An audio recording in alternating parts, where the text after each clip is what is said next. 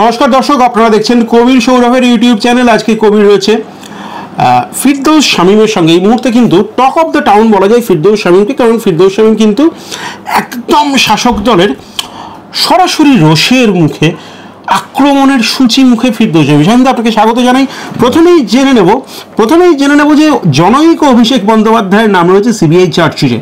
এটার বিভিন্ন রকমের ইন্টারপ্রিটেশন হচ্ছে, আপনি কি বলবেন জনৈক অভিষেক বন্দ্যোপাধ্যায়? দেখুন, এমপি অভিষেক বন্দ্যোপাধ্যায় সোমেন নন্দীর মামলায়, যে মামলায় থার্ড সাপ্লিমেন্টারি চার্জশিট হয়েছে, তিনি সেই মামলায় এগ্রিভড হয়ে আপ টু সুপ্রিম কোর্ট পর্যন্ত গেছিলেন। সেই সোমেন নন্দীর মামলার আইনজীবী হিসেবে বলতে পারি, কারণ সোমেন নন্দী আমারই মক্কেল। তিনি একটি মামলা করেন কলকাতা হাইকোর্টে, এবং সেই কলকাতা হাইকোর্টে সোমেন নন্দীর মামলার প্রেক্ষিতেই প্রাথমিকের প্রথম সিবিআই তদন্তের নির্দেশ দেন কলকাতা হাইকোর্ট।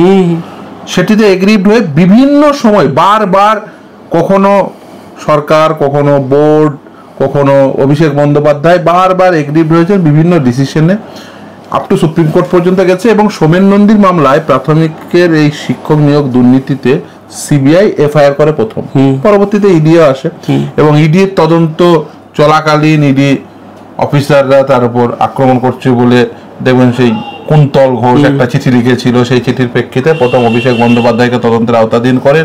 তার এগেনস্টে আপ টু সুপ্রিম কোর্ট পর্যন্ত অভিষেক বন্দ্যোপাধ্যায় ছুটেছিলেন, কিন্তু তদন্তের আওতার বাইরে তিনি যেতে পারেন। ফলে এমপি অভিষেক বন্দ্যোপাধ্যায় তিনি প্রাথমিক শিক্ষক নিয়োগ দুর্নীতিতে তদন্তের আওতাধীন। এবং আপনার ওই প্রেস রিলিজের কথা মনে করিয়ে দিতে চাইবো 2023 সালে। সেখানে ইডি প্রেস রিলিজ করে বলেছিল লিপস অ্যান্ড বাউন্সের কথা। ইডি সেই প্রেস রিলিজেই সুজয় কৃষ্ণ ভদ্রের কথা উল্লেখ করেছিল এবং এমপি অভিষেক বন্দ্যোপাধ্যায়ের কথা উল্লেখ করেছিল।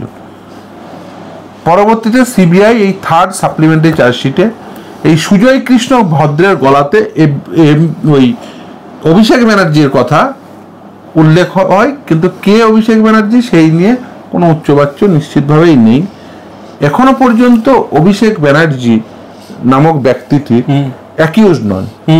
একটি অ্যাকিউজডের বক্তব্যে উঠে আসা একজন ব্যক্তি, যিনি 15 কোটি টাকা দাবি করেন, একেবারেই যিনি বলেন যে 6.5 লক্ষ টাকা করে ক্যান্ডিডেট পিছু দিলেও তিনি একেবারে খুশি নন, তার থেকে বেশি টাকা চাই। না হলে কি করবেন? দুটো কাজ করবেন, আইদার তাকে দূরে পোস্টিং করিয়ে দেবেন, না হলে অ্যারেস্ট করিয়ে দেবেন। মানে ভাবুন, যে অভিষেক ব্যানার্জি এতটাই প্রভাবশালী, যিনি একজন ব্যক্তিকে অ্যারেস্ট করিয়ে দিতে পারেন, যিনি একজন ব্যক্তিকে দূরে পোস্টিং করিয়ে দিতে পারেন, যিনি সুজয় কৃষ্ণ ভদ্রের কাছ থেকে 15 কোটি টাকা দাবি করতে পারেন।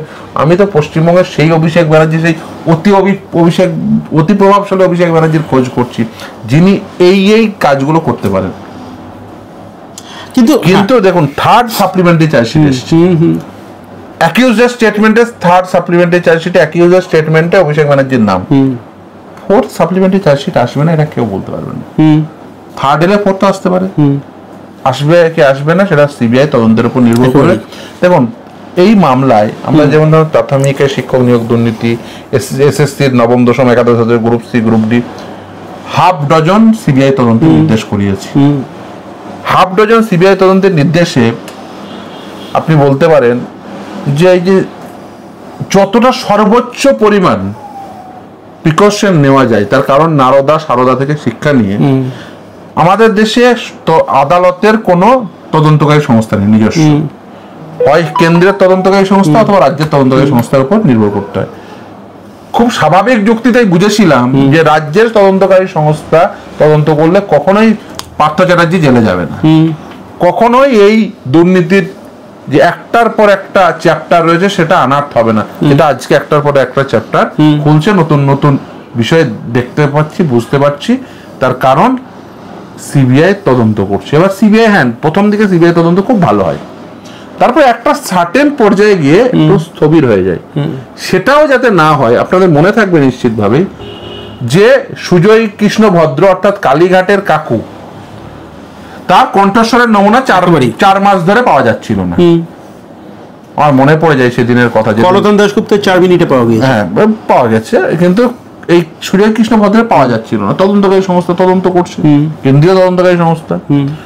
আদালত 4 ঘন্টার মধ্যে মহামান্য বিচারপতি অমৃতা সিনহা তিনি নির্দেশ দিলেন 4 ঘন্টার মধ্যে এই মামলাতেই তার কণ্ঠস্বরের নমুনা পাওয়া গেল। তার উপর ভিত্তি করে এই যে যা সব কণ্ঠস্বর থেকে সব উঠে আসছে, এসব যা 15 কোটি 4.5 লাখে খুশি নয়, এসব উঠে আসছে, ফলে ওটা খুব গুরুত্বপূর্ণ ছিল, সেই জন্য তো 4 মাস ধরে করতে দেয়নি। ফলে থার্ড সাপ্লিমেন্টারি চার্জশিট যখন এসছে, আমি বিশ্বাস করি যে ফোর্থ সাপ্লিমেন্টারি চার্জশিটও আসতে পারে। ফলে সেক্ষেত্রে কিন্তু যাকে আজকে অ্যাকিউজ দেখছেন না, আগামী দিনে তাকে অ্যাকিউজ দেখতেও পারেন। এই কথা প্রথমে বলি। দ্বিতীয় বলি যে দেখুন, আমি মনে করি না এই তদন্ত শুধুমাত্র কপি একদম। আচ্ছা, এই তদন্ত শুধুমাত্র অভিষেক ব্যানার্জির বা এই পার্থ চট্টোপাধ্যায় বা মানিক ভট্টাচার্য এই কয়েকজনের সীমাবদ্ধ থাকলে হবে না। আচ্ছা, আরো 100 কোটি টাকা তুলতে হবে, 20 কোটি লাখ বেরিয়ে যাচ্ছে এই আমলে, তো মানে কোটির নিচে বলাটা অপরাধ। তো যাই হোক, তো 20 কোটি দিতে হবে, বাকিটা ওরা নেবে আর কি। মানে এরকম কত 20 কোটি টাকা নিয়েছে আর কি, তার তো কোনো ইয়াত্তা নেই। তো যাই হোক না কেন, তো সেই ক্ষেত্রে এই যে তদন্ত, এই তদন্ত শুধুমাত্র এই কয়েকজনের সীমাবদ্ধ রাখলে চলবে না, এই তদন্তের একদম মাথায় পৌঁছতে হবে। এবং সেই মাথায় সর্বোচ্চ বিন্দুতে একজন অবস্থান করছেন, যিনি হচ্ছেন এর কালমিনেশনের ফলে সর্বোচ্চ বেনিফিশিয়ারি। এই যে ধরুন 20 কোটি যারা নেবে, তাদেরও তো আমার কোথাও না কোথাও দিতে হয়, সেটা বের করতে হবে। দেখুন, আমি সরাসরি বলি, এই রাজ্যে যা দুর্নীতি হয়েছে, আপনি যদি পরপর দুর্নীতির সিরিজগুলো পরপর রাখেন, ধরুন সাপোজ এই দুর্নীতিগুলো ধরুন ওএমআর শিটের ম্যানিপুলেশন হয়েছে, ওএমআর শিটের প্রাপ্ত নম্বর 0, 53 বা 43 হয়েছে, সেটা তো রিটেন টেস্টের সময় যারা টাকা দিয়েছে। তারপরে ধরুন রেশিও ভায়োলেশন করেছে, ইন্টারভিউ না মার্কসের ম্যানিপুলেশন করেছে, র্যাঙ্ক জাম্প করেছে, নন লিস্টেড ক্যান্ডিডেট অ্যাপয়েন্টমেন্ট দিয়েছে, পরীক্ষায় না বসা ক্যান্ডিডেট অ্যাপয়েন্টমেন্ট দিয়েছে, সবকিছুই জানেন সবাই।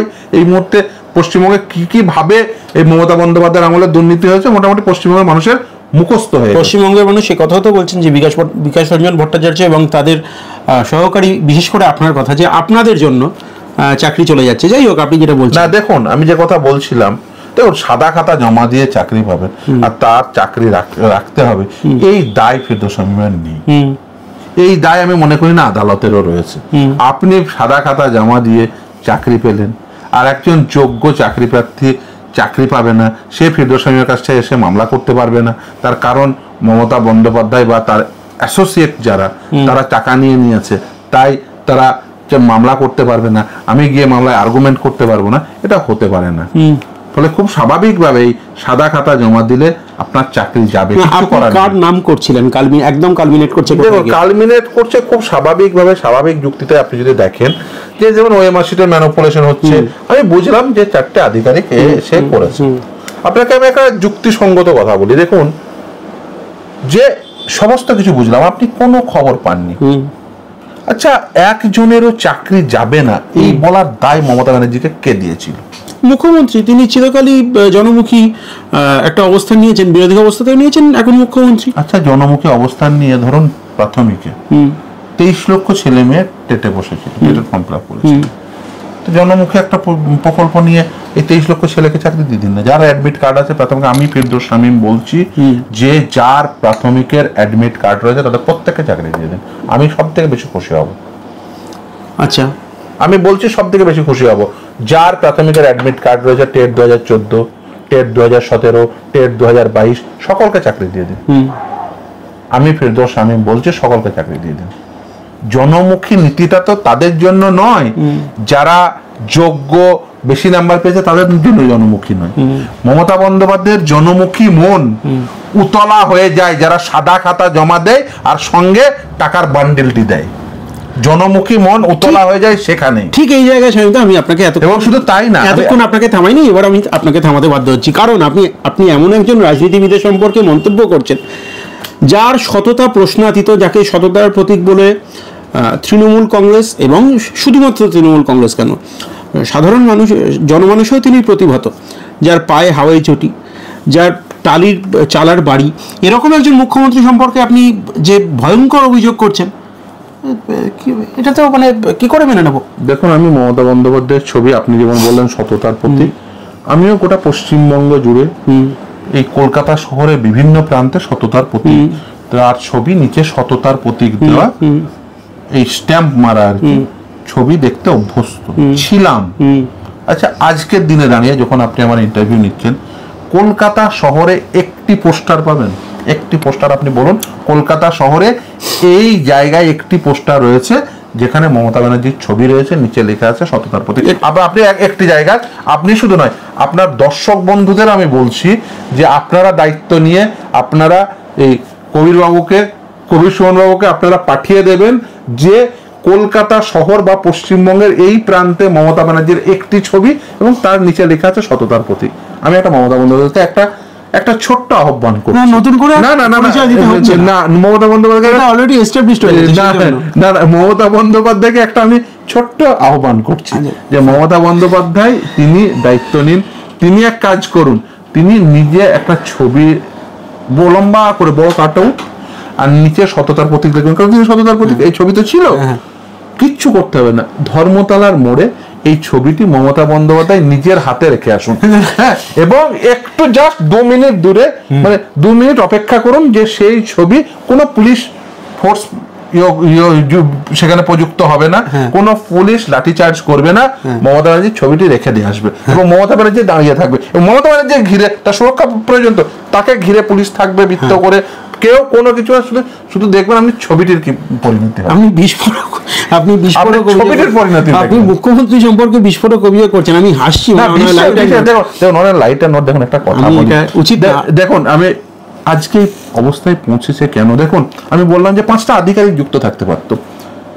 মমতা ব্যানার্জির চাক্ষুষ প্রমাণ কি যে মমতা ব্যানার্জি দুর্নীতিগ্রস্ত, তার চাক্ষুষ প্রমাণ আমি পরপর কয়েকটা দিই, এবং তার আপনি সঙ্গে মমতা বন্দ্যোপাধ্যায়ের একেবারে প্রেসের সামনে, ক্যামেরার সামনে বলা কতগুলো কথা বলি, একদম আমি অন্য কোনো কথা বলবো না। আপনাদের নিশ্চিতভাবে মনে থাকবে প্রেস ক্লাবের সামনে কিছু ছেলে মেয়ে আন্দোলন করছিল এই লোকসভা ভোট, তার আগের লোকসভা ভোটে, সেখানে মমতা বন্দ্যোপাধ্যায় পৌঁছেছেন, কমিটি তৈরি করা, পৌঁছে গিয়ে তিনি কি বলেছিলেন? তিনি বলেছিলেন পার্থ চ্যাটার্জিকে দায়িত্ব দিচ্ছি, কিছু ছেলে মেয়ে, কিছু আধিকারিক নিয়ে একটা কমিটি তৈরি। মমতা ব্যানার্জিকে জিজ্ঞাসা করবেন তো সেই ছেলে মেয়েগুলো কারা, তাদেরকে তুমি চাকরি দিয়েছো? চাকরি দিলে কেন চাকরি দিয়েছো? যে 9-10-এ পেতে পারতো তাকেও পর্যন্ত 2 নম্বরই করে 11-12-এ দিয়েছে, মমতা ব্যানার্জি অস্বীকার করতে পারবে? যে চাকরি পেতো না তাকেও র্যাঙ্ক জাম্প করে চাকরি দিয়েছে, মমতা ব্যানার্জি অস্বীকার করতে পারবে?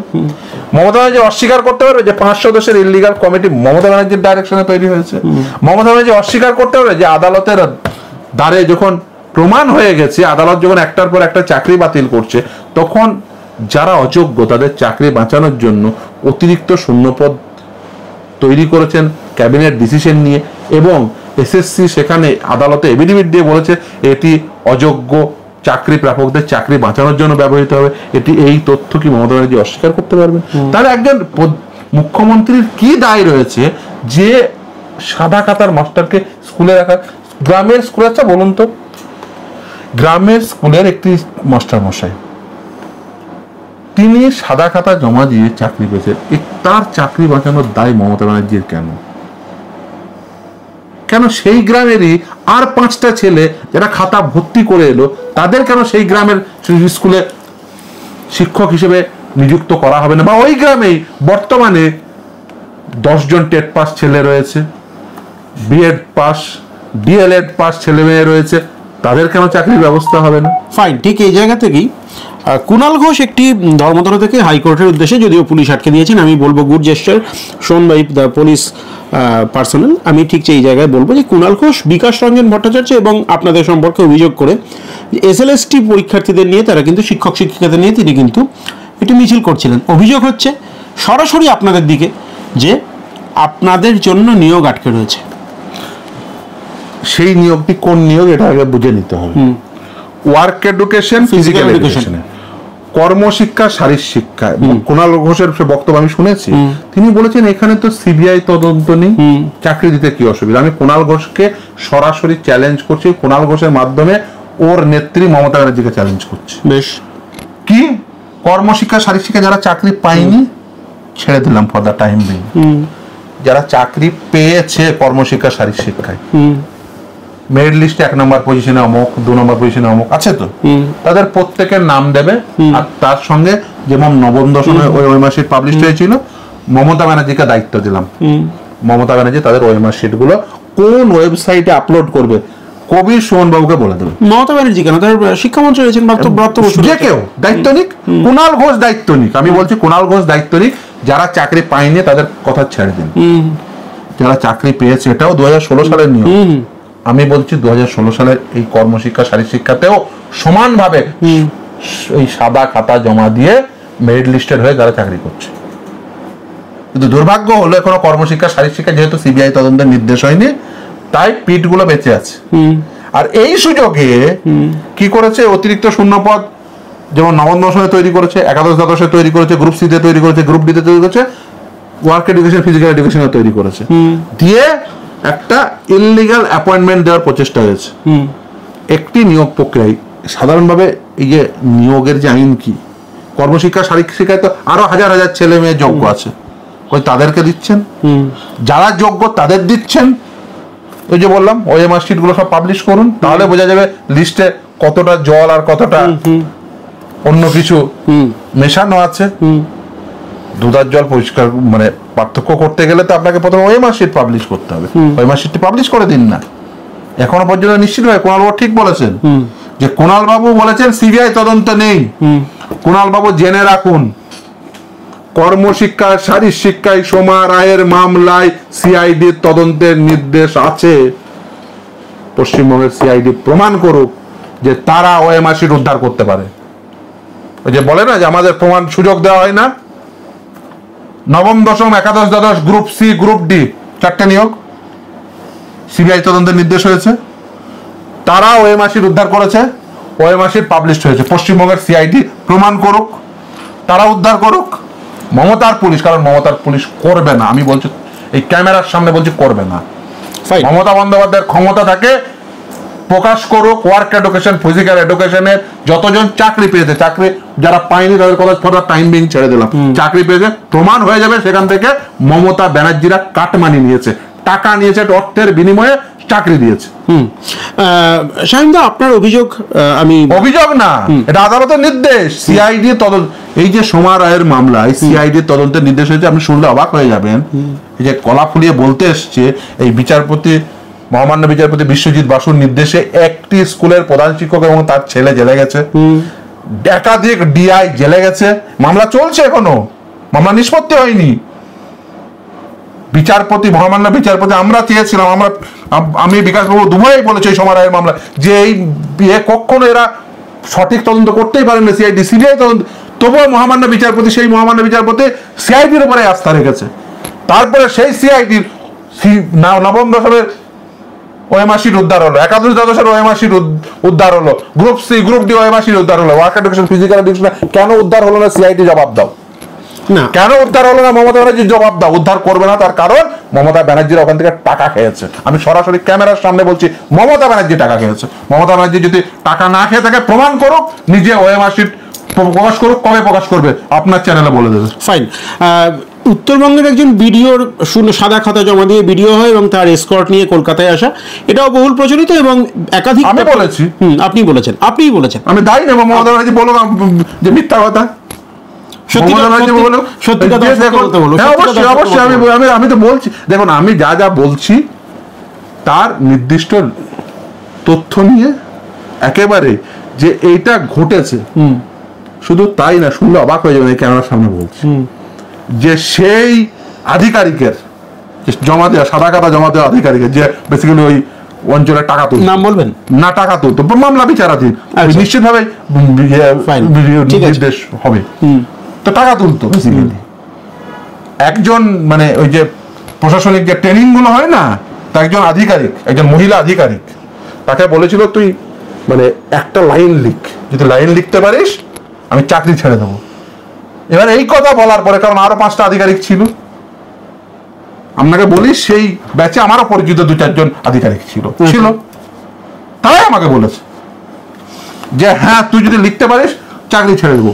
শুনলে অবাক হয়ে যাবেন, সন্ধ্যাবেলার মধ্যে যে ভদ্র মহিলা বলেছিলেন এ কথা, তার ট্রান্সফার হয়ে যায়। আচ্ছা, এটা হচ্ছে মমতা ব্যানার্জির আমলে সাদা খাতা জমা দেওয়া আধিকারিকের ক্ষমতা, যে ওই অঞ্চল থেকে টাকা তুলে দেয়। আচ্ছা, উত্তরবঙ্গের বৃহৎ অঞ্চল জুড়ে টাকা তুলে মমতা ব্যানার্জিকে। আমার চ্যানেলে একাধিক আপনার এক্সক্লুসিভ সাক্ষাৎকার প্রকাশ, আমি সরাসরি ক্যামেরার সামনে বলছি মমতা ব্যানার্জি অস্বীকার করুক। হ্যাঁ, আমার দেখুন, আমার শুধু তাই না, আমি যা তথ্য দিলাম ওই যদি কর্পোরেট না করাতে পারে, আমি বললাম তো, আমি মমতা ব্যানার্জি বলুক আমার বিরুদ্ধে মামলা করুক, আমি মমতা ব্যানার্জিকে কন্টেস্ট করবো আপনার বিরুদ্ধে। অবশ্যই, আমি ক্যামেরার সামনে বলছি তো। আচ্ছা ফাইন, আপনি মমতা বন্দ্যোপাধ্যায় কিন্তু একজন আইনজ্ঞ, এলএলবি পাস করা আইনজ্ঞ। আমি তো চাইছি আমার বিরুদ্ধে এইসব বলার জন্য আমার বিরুদ্ধে মামলা করুক। এবং মমতা বন্দ্যোপাধ্যায় হচ্ছে আইনজ্ঞ এবং তিনি প্র্যাকটিস করতেন, তিনি বারের মেম্বার। আমি কিন্তু সেই ছবি আপনাকে দেখাতে পারি। একদম একদম। না না, আমি মমতা ব্যানার্জির প্রতি তার আইনগত পেশার দক্ষতা সম্পর্কে শ্রদ্ধাশীল, আমি বলছি তো। আচ্ছা ফাইন, এরপর আমি আপনাকে যে একদম একটা কাউন্টার ডিসকোর্স আপনার সামনে নিয়ে আসবো। এরপরে তো ধর্মতলার মোড়ে বিকাশ রঞ্জন ভট্টাচার্য এবং ফিরদৌস শামীমের ছবি নিয়ে গিয়ে মানুষ সততার প্রতীক লাগে। আমাদের কেউ লাগানোর দরকার নেই। আমরা দেখুন বলতেও যাচ্ছি না। দেখুন ঠিক এই জায়গায় দাঁড়িয়ে দেখুন একটা কথা শুনুন, মমতা বন্দ্যোপাধ্যায়ের রাজনীতির ইউএসপি ছিল, এটা তো অস্বীকার করে লাভ নেই।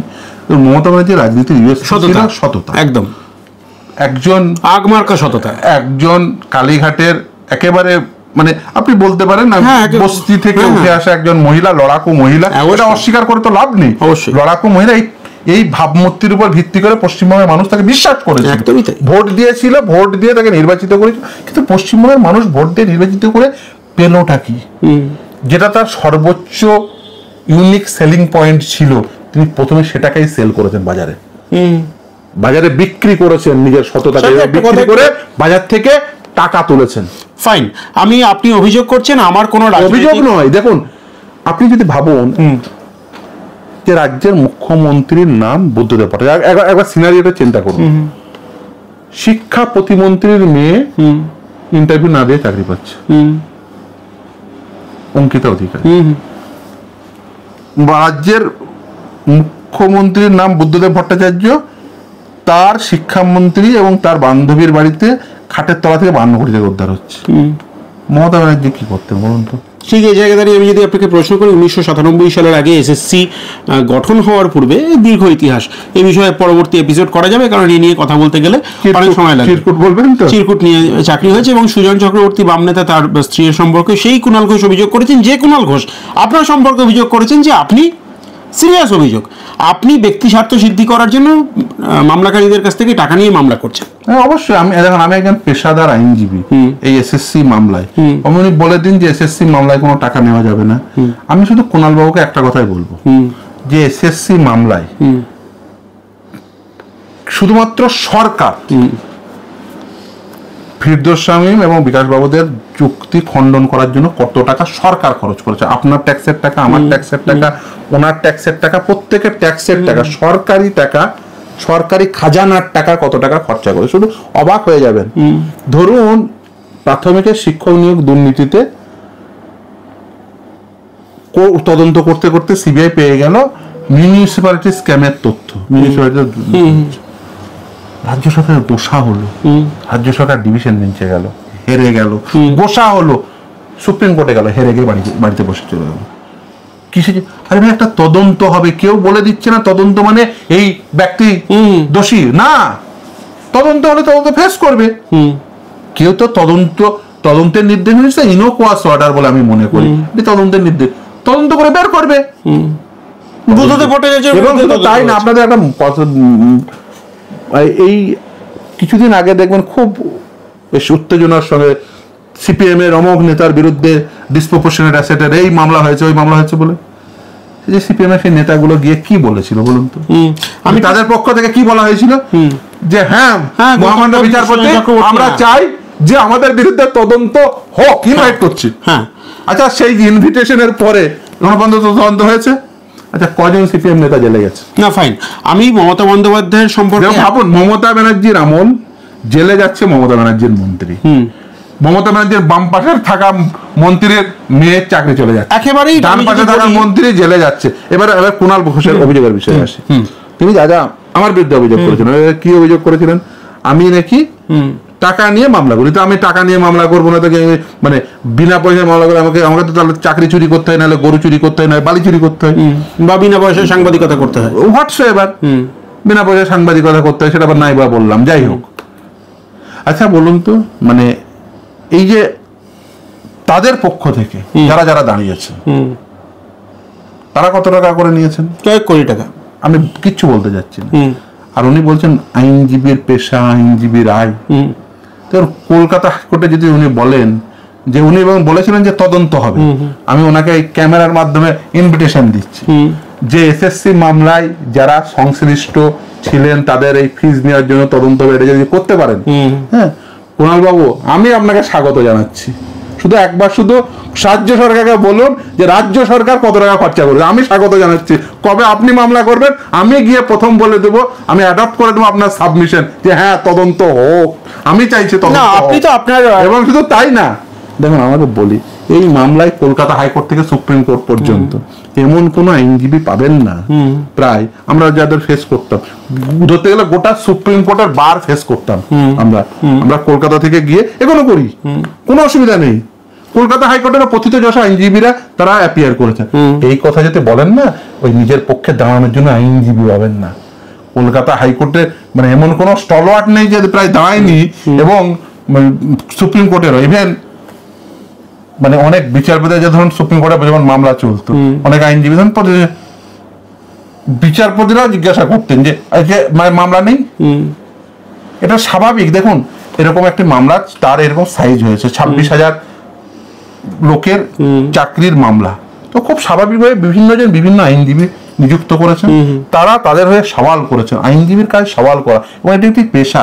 আইনজীবী পেশা, একজন পেশাজীবী তার ন্যায্যতার সঙ্গে শুধু তাই না, এরপরেও বলি এসএসসির মামলায় আমি যা মানে পেয়েছি, মানে মক্কেলদের কাছে এসেছি, আর কত টাকা ব্যয় হয়েছে যারা মামলাকারী তাদের জিজ্ঞাসা জেনে নিতে পারেন, এবং কত টাকা একবার যাতায়াতের খরচা হয়, আর কত টাকা এসএসসির একবার মামলা লিস্টেড হলে চিন্তা করতে হয় কিভাবে এই টিকিটের পয়সাটা।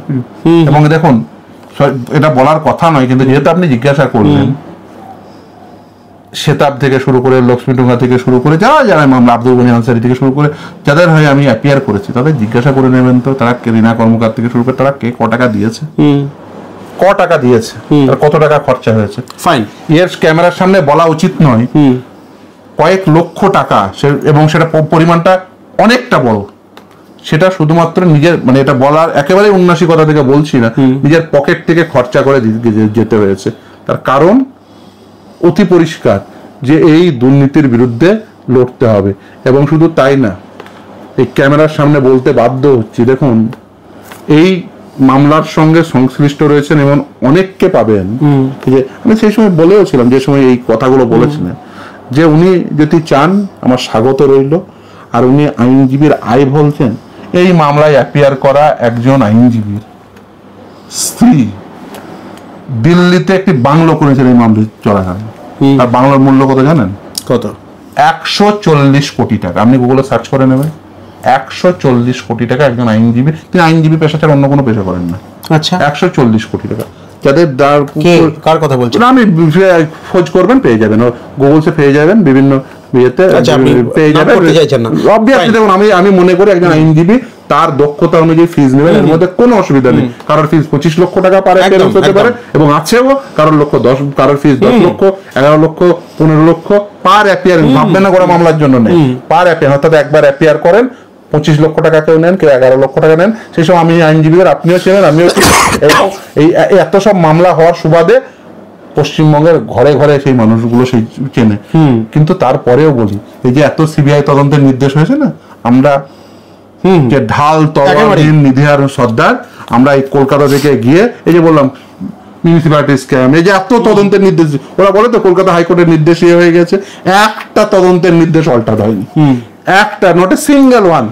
সব কটাতে হেরে বাড়ি এসছে। শাহিনদা, আমি ঠিক এই জায়গায় দাঁড়িয়ে কথা দীর্ঘায়িত হচ্ছে এবং দীর্ঘায়িত হওয়ার মতোই প্রসঙ্গ, কিন্তু আমি আপনাকে সরাসরি একটা কথা বলতে চাই। আপনি মমতা বন্দ্যোপাধ্যায়, আমার মাথা কোথাও বাধা দেওয়া নেই, কোনো রাজনৈতিক দলের কাছে নেই, আপনার কাছেও নেই, সাধারণ মানুষের কাছে আছে। ঠিক সেই জায়গায় দাঁড়িয়ে মমতা বন্দ্যোপাধ্যায় সম্পর্কে আপনি একাধিক সিরিয়াস অভিযোগ করলেন। আমি মমতা বন্দ্যোপাধ্যায়ের মন্ত্রিসভার মন্ত্রীদের জেনে যাওয়ার বিষয়টাকে যদি মমতা বন্দ্যোপাধ্যায়ের গণতন্ত্রের প্রতি শ্রদ্ধাশীলতা বলে দেখি, যে তিনি তার মন্ত্রীদের প্রতিও পার্শিয়ালিটি করেন না, আপনি এটাকে কিভাবে কাউন্টার করবেন? মন্ত্রীদের মমতা বন্দ্যোপাধ্যায় তার কিছু করার নেই। সিবিআই তদন্ত হয়েছে, সিবিআই তদন্ত করে তারা বের করেছেন যে এই মন্ত্রী ইনভলভমেন্ট। তাহলে রাজ্য সরকার, আমার সিম্পল প্রশ্ন, তাহলে রাজ্য সরকার কেন এই যে এসএসসিতে সুপার নিউমেরিক পোস্ট ক্রিয়েশনের সঙ্গে সংশ্লিষ্ট ব্যক্তিদের সিবিআই তদন্তের নির্দেশ দিলেন? রাজ্য সরকারের প্রথম দিন এসএলপি হায়ার করার প্রথম দিনের সাবমিশন শুনে, রাজ্য সরকারের সাবমিশন কি সাবমিশন? যে আমার মন্ত্রীরা জেলে চলে যেতে পারে, জেলে যাওয়া আটকাতে স্টে দাও। সুপার নিউমেরিক পোস্ট ক্রিয়েশনের সঙ্গে সংশ্লিষ্ট ব্যক্তিরা সংশ্লিষ্ট। রাজ্য সরকার মূলত এসএলপি করেছিলেন নিজের মন্ত্রীদের বাঁচানোর জন্য, কোনো দরকার নেই। দেখুন কেন তদন্ত হবে, কি অসুবিধা আছে?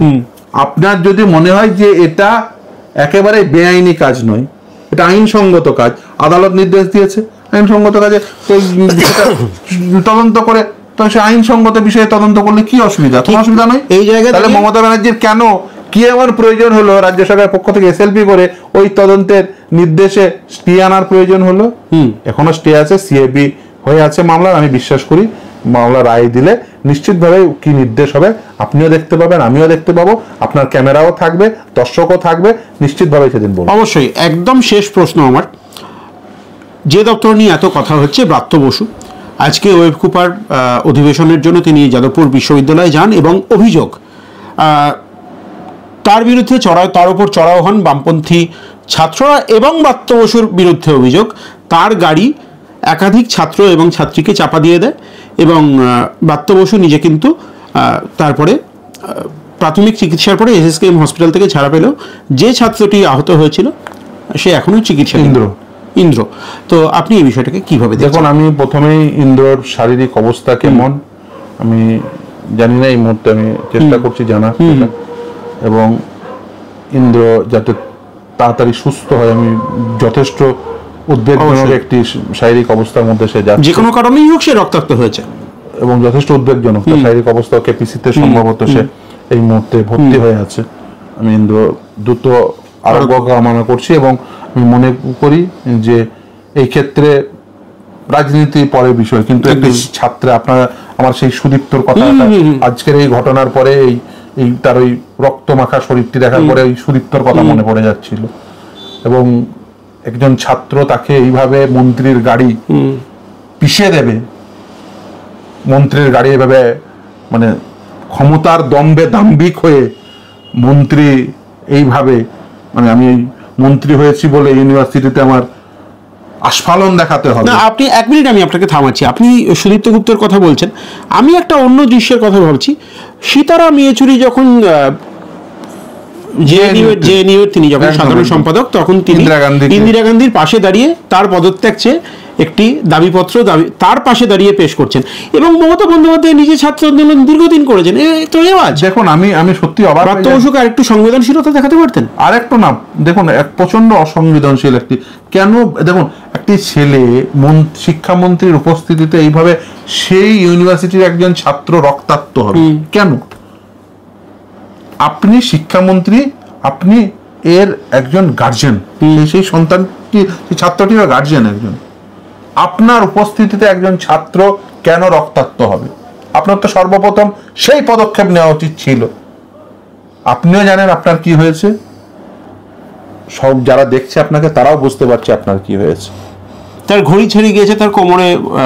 শিক্ষামন্ত্রীর আমরা অবশ্যই দ্রুত আরোগ্য কামনা করি, তার যদি কোনো মানুষেরই দ্রুত আরোগ্য কামনা করছি, কিন্তু একজন ছাত্র সে রক্তাক্ত হচ্ছে, একাধিক ছাত্রছাত্রী রক্তাক্ত হচ্ছে শিক্ষাঙ্গনে, এটা তো কখনোই কাম্য দৃশ্য নয়।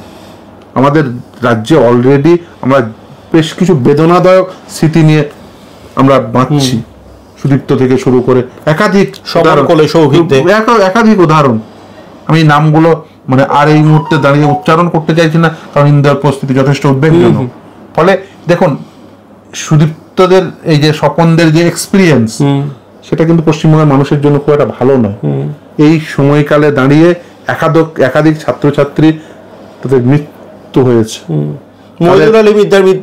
একদম পুলিশের, এবং কি চাইতে গেছিলেন কর্মসংস্থানের কথা, কিন্তু এবং এখনো সেই ভিডিওটা এলে মানে শিউরে উঠতে হয় যে সে আলু থালু অবস্থায় বসে আছে, তার উপরে জল ঢালা হচ্ছে, সেই ঘরমাক্ত সেই ঘরমাক্ত শরীর, সেই মইদুলের সেই ছবি দেখলে এখনো মানুষ শিউরে ওঠে।